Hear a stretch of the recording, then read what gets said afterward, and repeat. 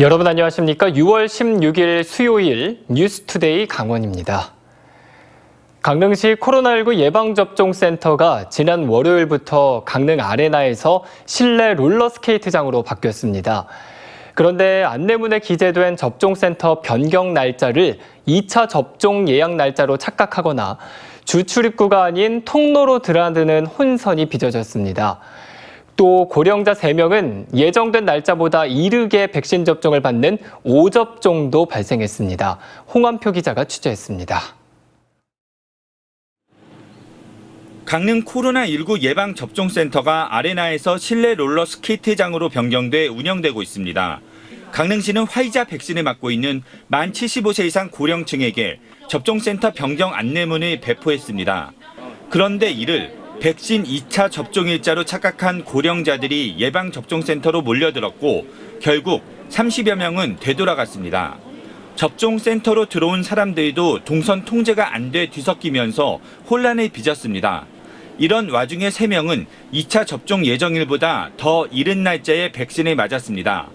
화이자 백신은 1차 접종 후 3주 뒤에 2차 접종해야 하는데 이를 지키지 않은 오접종이 일어난 겁니다.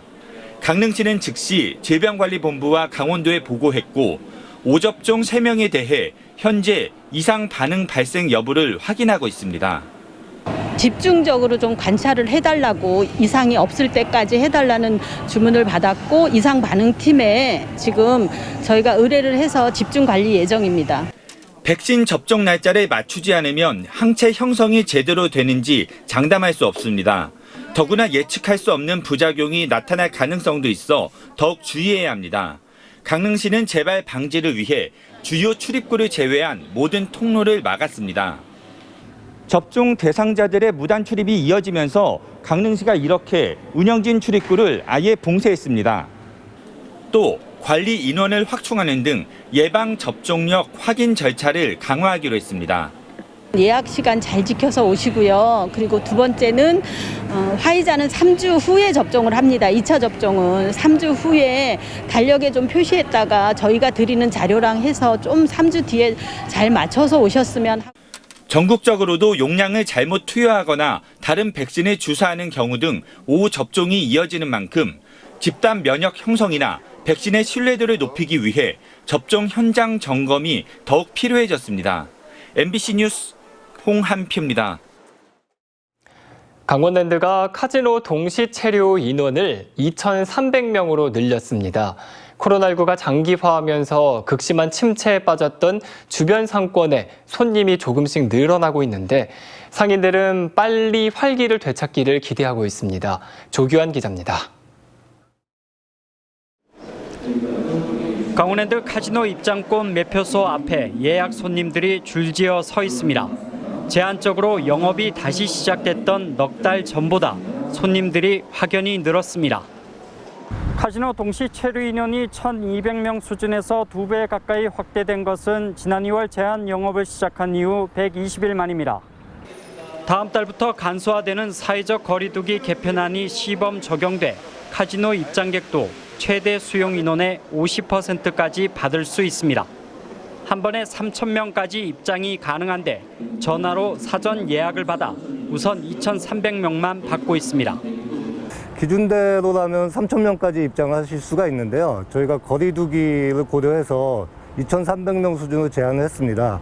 그 방역은 기존대로 했던 걸 계속 강화해서 여름 성수기가 다가오면서 물놀이 시설까지 문을 열어 관광객은 더 늘고 있습니다. 이렇다 보니 음식점을 포함한 주변 상권에도 손님이 조금씩 늘고 있습니다. 코로나19 사태로 아예 영업을 포기하고 문을 닫았던 일부 상점들도 하나둘 문을 열고 있습니다. 아직 카지노와 리조트가 정상 영업할 때에 크게 못 미치지만 상인들은 그나마 한시름을 던 표정입니다. 어제 손님이 점심시간에도 많았고 저녁시간에도 많았어요. 그동안 힘들었잖아요. 그러니까 하루 했으니까 이제 봐야죠. 월드파크도 문 열었고 그랬으니까 이제 낮을 거예요. 상권의 반응은 긍정적이지만 코로나19 방역이 자칫 느슨해질 수 있다는 우려는 계속 나오고 있습니다. 이 때문에 정성부는 강원랜드 주변 상가들과 긴밀히 협조해 지역 경기 활성화와 코로나19 방역을 조화롭게 운영한다는 방침입니다. MBC 뉴스 조규환입니다.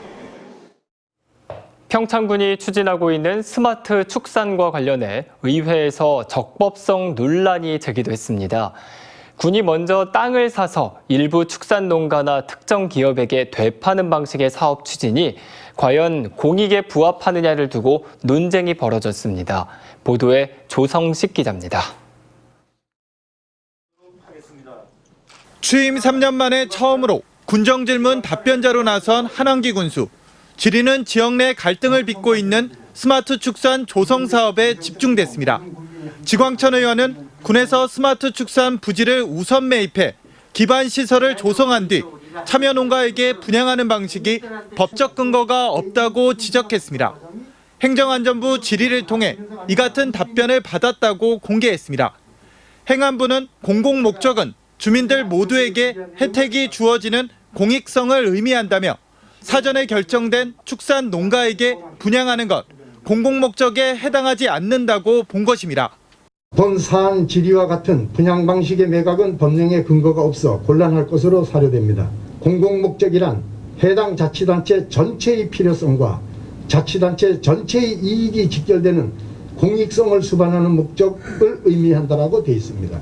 이에 한환기 군수는 질문의 의도가 어떤 방향이냐에 따라 다른 답변이 나올 수 있다며 스마트 축산 사업은 지역 활성화를 위한 공익성을 갖추고 있다고 반박했습니다. 축산단지 ICT도 우리 평창읍의 전체 단체장들이 동의를 했고, 모든 사업은 공무원이 한 행위대로 책임을 지는 건 당연한 거죠. 하지만 스마트 축산 외에도 평창읍 영상 스튜디오와 진부 데이터 센터, 용평면 그린시티 등 모두 평창군이 부지를 우선 매입해 기업에 되파는 방식으로 이루어지고 있어 자칫 사업이 성사되지 않을 경우 막대한 군비를 낭비할 수 있는 위험성은 부정할 수 없습니다. 이번에 공유재산 매각에 대한 적법성 논란이 제기되면서 평창군이 추진하고 있는 스마트 축산 조성 사업을 둘러싼 갈등의 불씨가 이어지고 있습니다. MBC 뉴스 조성식입니다. 남북 관계가 교착 상태에 빠져 있는 가운데 철원 최정방 지역에 남북 산림협력센터가 첫 삽을 떴습니다. 파주에 이어서 두 번째 산림협력센터인데 병해충으로 황폐화된 북한 산림에 국내의 우수한 방제 기술을 전달하는 역할을 하게 됩니다. 김상훈 기자의 보도입니다. 대형 드론 한 대가 날아올라 방제 약품을 살포합니다. 드론 여러 대를 활용하면 사람 손이 닿을 수 없는 산림 수십 헥타르의 병해충 방제가 가능합니다. 이 같은 기술력으로 울창한 산림을 만들고 유지합니다. 하지만 북한은 산림 황폐화가 점차 심각해지고 있습니다. 마구잡이 벌채와 함께 병해충을 막을 기술력도 부족한 상황. 산림이 죽어가다 보니 이상 기후 속에 가뭄과 홍수가 심각해지고 있어 북한은 물론 철원 등 접경 지역의 피해도 가중되고 있습니다. 산림당국이 남북 협력을 서두르는 이유입니다. 산림청은 철원 유리리에 남북 산림협력센터에 첫 삽을 떴습니다. 남북 산림협력센터가 지어질 이곳은 철원 최전방인 백마고지 인근인데요. 예전에 군부대가 주둔했던 부지입니다. 스마트 양묘장에서 묘목을 생산하고 북한의 병해충 방제 기술을 전수하는 게 핵심입니다. 남북 간의 산림 병해충 공동 방제가 핵심 이슈입니다. 그래서 공동 방제를 연구하는 중추적 역할을 맡게 되고요. 국비만 50억 원이 투입되는 사업, 센터는 내년 말에 완공됩니다. 북한의 산림 황폐화로 지난해 여름 장마철 큰 피해를 입은 철원군도 이번 사업을 반기고 있습니다. 북쪽하고 환경 여건이 잘 비슷한 곳이 철원이거든요. 이곳에서 북쪽의 산림에 관해서 연구해가지고 산림청과 철원군은 남북 산림협력센터와 함께 김화읍 청양리 옛 군부대터에 DMZ 산림항공관리소를 만들어 비무장지대 산불 초기 진화와 산림 병해충 방제에 힘을 모을 계획입니다. MBC 뉴스 김상훈입니다. 강원도 내 국공립 어린이집 보육시설이 부족해 10명 중 4명은 민간 어린이집에서 보육을 맡고 있는 것으로 나타났습니다. 강원도 여성가족연구원이 보육통합정보 시스템을 분석한 결과 도내 국공립 어린이집은 129곳으로 전체 999개 보육시설 가운데 12.9%에 불과한 것으로 나타났습니다. 또 도내 만 1세 이상 영유아 대부분이 보육기관을 이용하는 가운데 39.4%가 민간 어린이집에 다니고 국공립 어린이집은 20.7%, 사회복지법인 14.3%, 가정보육 13.2% 순으로 나타나 국공립 어린이집 확충이 필요한 것으로 분석됐습니다. 요양보호사들이 정부를 상대로 위험수당을 포함한 적정 임금 지급과 인력 확충, 고용 안정 등을 요구하고 나섰습니다. 민주노총 전국요양서비스 노동조합은 어제 원주 건강보험공단 본부 앞을 비롯해 전국 8개 지역에서 기자회견을 열고 상시적으로 요양보호사들에게 위험수당 월 10만 원을 지급할 것과 실질적인 사용자인 정부가 처우 개선 등을 위한 교섭에 나설 것을 촉구할 예정입니다. 또 오는 25일에는 보건복지부를 찾아 대정부 투쟁을 이어간다는 계획입니다. 장기간 운전에 따른 졸음운전 등으로 인한 교통사고 예방을 위해 경찰이 대책 마련에 나섰습니다. 강원경찰청은 낮 시간 기온 상승과 장시간 운행이 겹치면서 졸음운전 사고가 늘어날 것에 대비해 이동식 단속 카메라를 운전자 식별이 용이하도록 변경합니다. 또 직선도로 등 취약 구간별로 순찰차를 배치해 정기적으로 경고 사이렌을 울려 운전자의 주의를 환기시킬 계획입니다. 한편 이달 들어 강원도 내에서는 졸음운전으로 추정되는 교통사고 2건이 발생해 3명이 숨졌습니다.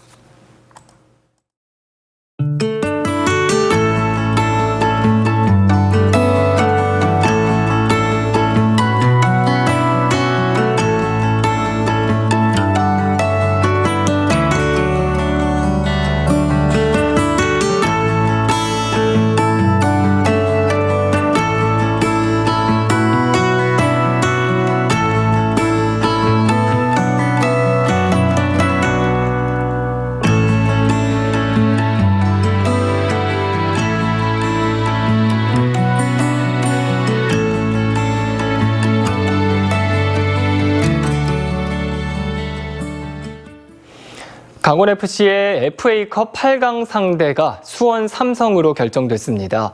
대한축구협회가 2021 하나은행 FA컵 8강 대진 추첨을 한 결과 강원FC는 8강전에서 수원 삼성과 준결승행 티켓을 놓고 맞붙게 됐습니다. 8강전은 8월 18일 일제히 치러지며 경기 장소와 시간은 추후에 결정됩니다. FA컵에는 아시아 챔피언스 리그 출전권 한 장이 걸려 있어 강원FC가 우승을 차지하면 사상 첫 ACL 무대를 밟을 수 있게 됩니다. 횡성에 1톤 미만의 화물전기차 개발지원센터가 구축됩니다. 횡성 묵계리에 2023년까지 구축될 이 센터에는 국비 150억 원을 포함해 214억 원이 투입되고 시작차와 관련 시제품 생산을 위한 공동 설비가 갖춰집니다. 우천의 초소형 화물전기차가 양산체제에 들어간 데 이어 묵계리에는 이모빌리티 기업지원센터와 화물전기차 개발지원센터까지 들어서면 횡성은 초소형 전기차 연구와 생산을 주도하는 메카가 될 것으로 기대됩니다. 강원도는 이와 더불어 횡성 묵계리에 자율주행과 커넥티드카, 첨단 교통체계 등 미래차 산업의 고도화를 위한 산업 생태계를 조성한다는 계획입니다. 강원도교육청이 놀이와 독서 교육 사업을 학교 밖 기관과 연계해 정책의 효과성을 높이겠다고 밝혔습니다. 올해는 국제아동구호 비정부기구인 세이브 더 칠드런과 함께 인재 원통초를 대상으로 학교 안팎으로 이어지는 놀이 공간을 조성하는 잘 노는 우리 학교 만들기 사업을 진행합니다. 또 강원도 선거관리위원회와 강원대 사범대학과 함께 고등학생을 대상으로 한 온라인 토론방, 한림대학교 일본학 연구소와 연계한 중학생 대상의 인문학 여행도 진행할 예정입니다. 홍천 구규림관리소는 여름 휴가철을 맞아 산림 내 계곡과 하천을 이용하는 휴양객들이 늘 것으로 예상되는 지역에 대해 이달 중순부터 8월 말까지 산림내 불법 행위를 특별 단속합니다. 관리소는 불법 행위 발생 빈도가 높은 지역에서 휴양객에 일단 계도하고 계도 이후에 발생하는 불법 행위에 대해서는 과태료를 부과할 방침입니다. 특히 산림 내 허가된 장소의 취사, 오물 쓰레기 무단 투기, 불법 점유와 산림 훼손, 임산물 불법 굴취, 채취 등을 집중적으로 단속할 예정입니다. 문화재청과 한국문화재재단이 관동 8경을 여행하는 관동 풍류의 길을 문화유산 방문 캠페인 열선에 선정했습니다. 관동 풍류의 길은 아름다운 경치와 풍류를 둘러보는 코스로 강릉 선교장, 오죽헌, 경포대, 양양 낙산사, 속초 신흥사, 평창 월정사 등을 방문하게 됩니다. 또 이들 문화유산을 주제로 축제, 공연, 전시, 체험 프로그램, 해외를 겨냥한 글로벌 프로젝트 등 여러 가지 온 오프라인 행사가 펼쳐질 예정입니다. 이상으로 뉴스투데이 강원을 마칩니다. 시청해주신 여러분 고맙습니다.